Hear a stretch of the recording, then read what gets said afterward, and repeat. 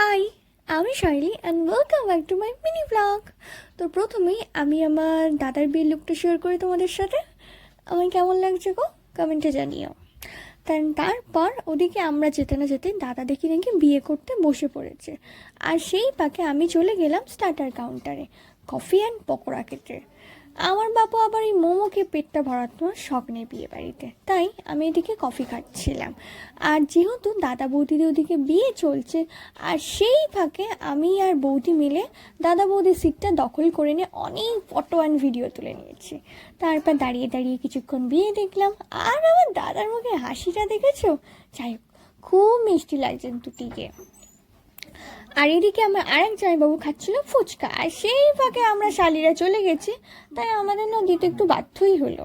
আর ওদিকে এখন চলছে ঘর আটকানির ব্যাপার। আমরাও দেখে নিলাম, কাল আমরাও আছি, কিন্তু অনেকটা রাত হয়ে গেছিলো, তাই আর দেরি না করে সোজা চলে গেলাম খেতে বসে। আর মেনুতে দেখে নাকি ফিশ ফ্রাই, আর সেখানেই তো করে নিয়েছে আমার মনটা জয়। তারপর খেলাম আইসক্রিম, আর একটু ডেকোরেশনটাও শেয়ার করলাম, কারণ ডেকোরেশনটা অনেক সুন্দর করেছিল।